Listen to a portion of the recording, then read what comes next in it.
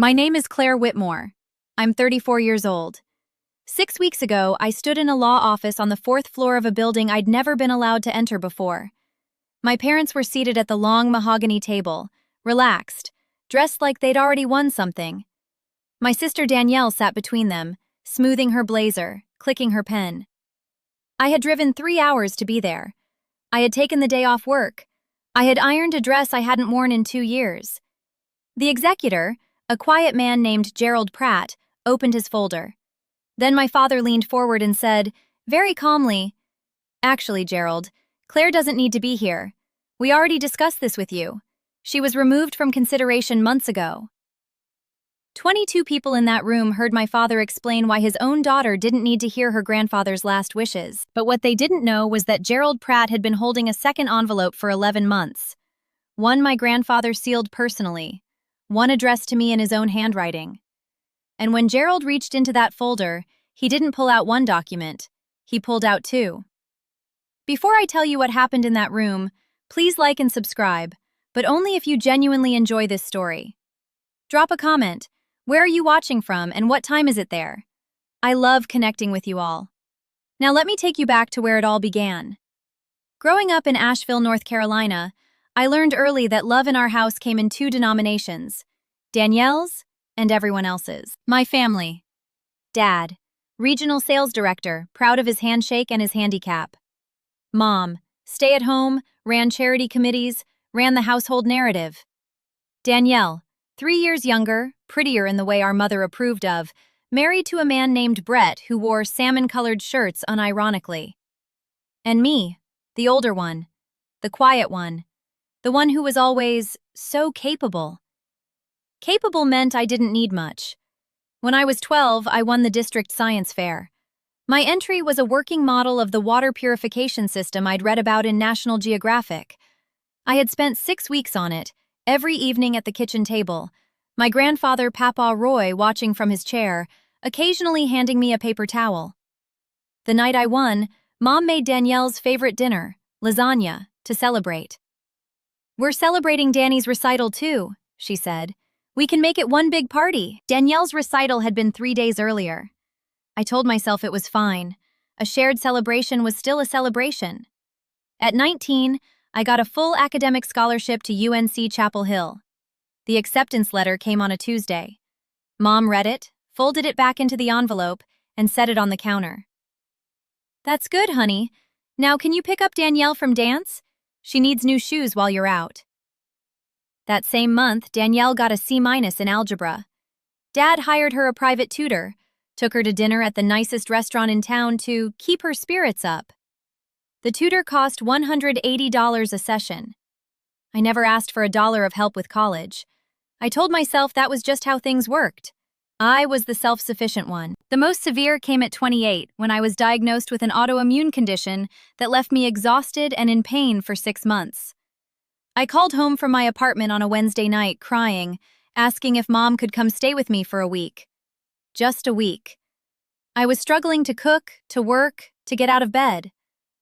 "Oh, sweetheart," she said, "we can't right now. Danielle is remodeling her kitchen and she really needs me to help with the boys." Danielle's kitchen remodel. Her boys were 3 and 5 and completely fine. I ordered soup from a delivery app and ate it alone on my couch. I started keeping notes after that. Not out of anger, just to hold myself steady. Just to remind myself I wasn't imagining things. But all of that was just preparation for what came next. Papa Roy died on a February morning, 2 days after his 81st birthday. I had visited him every month for 4 years, every single month, driving 3 hours each way, sitting with him in his study while he showed me his coin collection and talked about the war and asked about my work. He called me his steady one. He said I had his eyes. When he died, I found out about the funeral through a group text my mother sent to what she called the immediate family circle. I was included. Danielle's husband Brett was in the header. I went. I helped organize the flowers. I spoke to the pastor. I stayed to fold the programs after everyone left. 3 weeks later, Mom called with the information about the will reading. "Gerald Pratt is handling everything," she said. "It's scheduled for the 14th. I'm just giving you a heads up because you'll probably want to know. I said, "Of course I'll be there. I should be there." There was a pause I didn't fully register at the time. "Sure, honey, if you want." I should have heard that pause more clearly. The morning of the reading, I drove 3 hours with a thermos of coffee in my work bag because I'd planned to drive back that evening. I had meetings the next day. I wore the blue dress. I rehearsed nothing because I didn't think I needed to. I arrived at Gerald Pratt's office at 9:50 for a 10 a.m. appointment. My parents and Danielle were already there, seated, speaking quietly with Gerald's assistant. When they saw me, the conversation stopped. "Claire!" My mother smiled with just her mouth. "You made it!" "I told you I would." Dad stood up, buttoned his jacket, and walked over to speak quietly to Gerald. I sat down. And then it happened. Gerald came to the doorway, gestured at the assembled room. 22 family members, Dad's brother, Papa's remaining friends, the neighbors who had known him for 40 years, and said, "We'll begin shortly." That's when my father cleared his throat. "Actually, Gerald," he said, stepping forward, "Claire doesn't need to be here. We already discussed this with you. She was removed from consideration months ago." The room went still. Someone shifted in their chair. Gerald looked at my father, then at me. My mother didn't meet my eyes. "She was removed," Dad continued, "at Roy's own request. We had a conversation with him last fall. He wanted to streamline things. It's already been settled." I felt the air leave my lungs. I had visited Papa Roy in September, October, November. We had talked about his coin collection. He had shown me the photograph of his mother that he kept in his desk drawer. He had squeezed my hand before I left and said, "Same time next month?" He had not told me I was removed from his will. "I think I have a right to be present," I said. My voice was steady, which surprised me. "This is a legal proceeding," Dad said, "and it's a family matter. It's already been decided." He said family matter to the woman who was his daughter. Gerald Pratt looked at me for a long moment. Then he looked at my father. Then he reached into his folder and set 2 documents on the table. "Actually," Gerald said quietly, "you'll all want to sit down. I need to tell you about Papa Roy before I tell you what was in that second envelope." Roy Whitmore had retired as a mechanical engineer after 37 years with the same company. He was quiet and meticulous and believed in writing things down. He kept ledgers of everything: his finances, his coin values, his property assessments, his medical appointments. When his wife, my grandmother Margaret, had died 11 years earlier, he had sat alone for 6 months and then, very methodically, put his affairs in order. He had told me this himself. "I don't want anyone fighting over what I meant," he said once. "So I'm going to say exactly what I mean." What my parents had told him, what I would only fully understand after that morning, was that I had distanced myself from the family, that I had made my feelings clear, that I was too independent to need or want anything he might leave. My father had scheduled a meeting with Papa Roy in October, 3 months before he died. He had brought Danielle. He had presented this version of me to an 80-year-old man whose health was fading, whose hearing aids needed new batteries, whose trust in his son was one of the few things he held on to. I had been visiting Papa Roy every single month during that same period. He must have sensed something was wrong, because on November 12th, I know the date because I looked it up later, he had called Gerald Pratt's office and asked to add an addendum to his will. He didn't tell my parents. He didn't tell Danielle. He sent the addendum directly to Gerald in a sealed envelope with my name written on the front in his careful block lettering. The outside of the envelope said, "For Claire, to be opened only in her presence." Gerald had held it for 11 months, waiting for a will reading where I would be present. He had almost let my father turn me away at the door. When Gerald set the second envelope on the table that morning, my father's face shifted. Not dramatically, just a tightening around the eyes. Mom's hands, I noticed, moved to her lap. "This is an addendum to Roy Whitmore's will," Gerald said. "Sealed by Mr. Whitmore personally and addressed to Claire Ann Whitmore. Per his explicit instructions, it is to be read aloud in her presence and in the presence of witnesses." "What addendum?" Dad said. "There was no addendum." There was, Gerald said simply. You weren't informed of it. My father started to speak. Gerald began to read. Papa Roy's handwriting was in the letter that Gerald quoted from, his voice even and professional, moving through the sentences as the room held its breath. Papa had written that he had been visited in October by his son and granddaughter, that they had told him things about me that hadn't felt right, that in 40 years of knowing me, I had never once let him down, that I showed up, that I remembered, that I cared for the things he cared for. He had written that he was not a man who liked to be managed. The primary will left the house and the bulk of the savings to my father and Danielle, as originally planned. Gerald confirmed that portion. The addendum covered something separate. Papa Roy had maintained a private investment account for 30 years, one he had never discussed with his son, one he had built from a modest inheritance his own mother had left him. He had grown it carefully, methodically, the way he did everything. The account held $340,000. He left it to me. All of it. Along with the coin collection. Along with Grandma Margaret's jewelry. Along with a handwritten note that said, "You were always the steady one. Use this to build something. Don't let anyone tell you it's too much." The room was very quiet. Then my mother said, "He wasn't in his right mind. Toward the end, he was confused. This should be contested."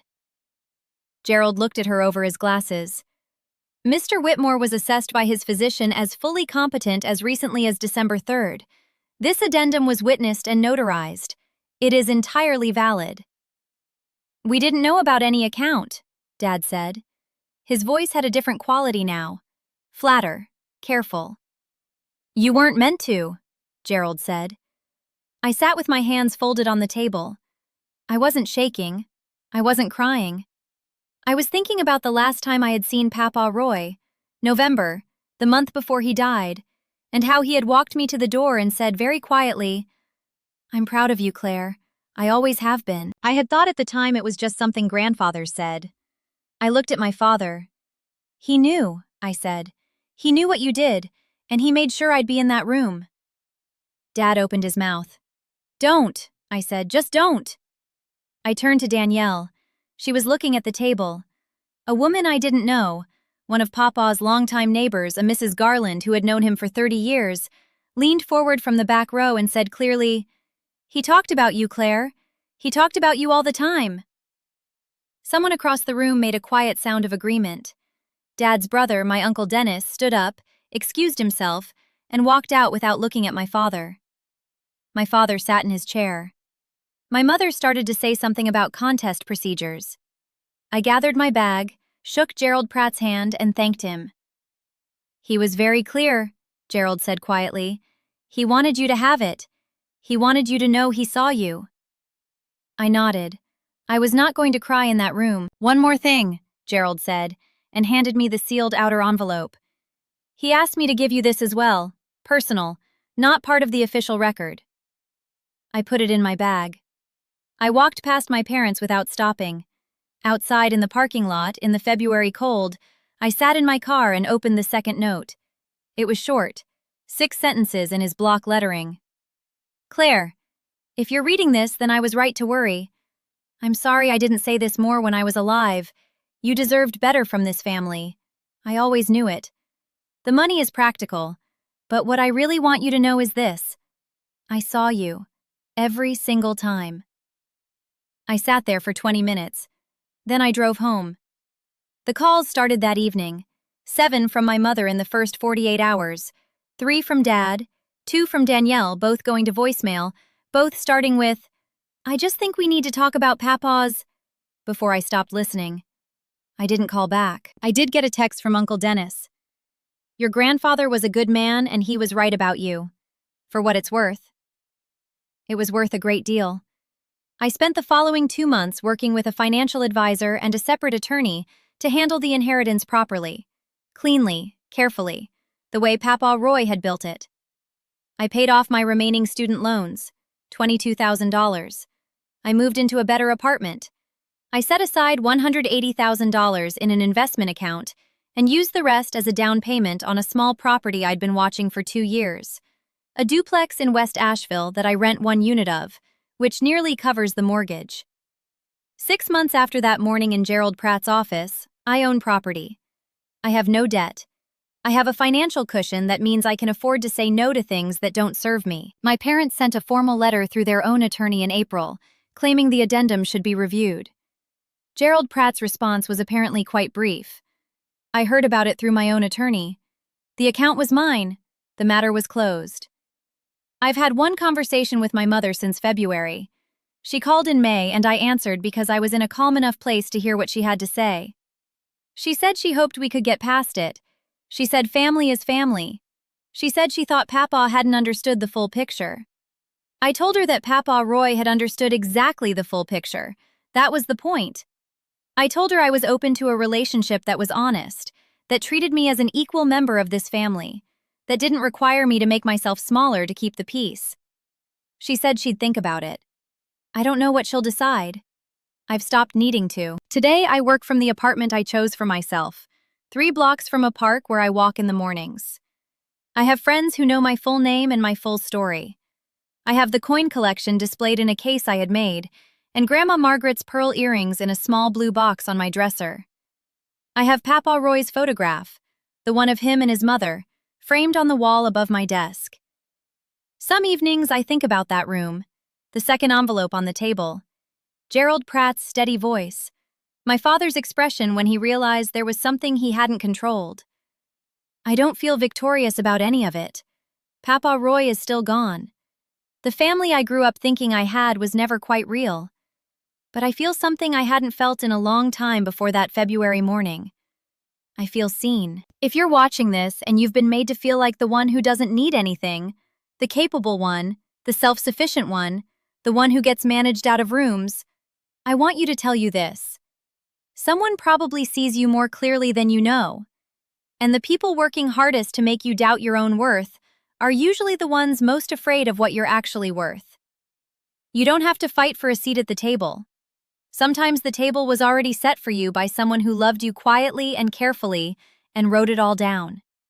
Keep showing up. Keep being steady. It matters. Thank you for staying with me until the end. If this story resonated, please like and subscribe. I want to ask you something in the comments.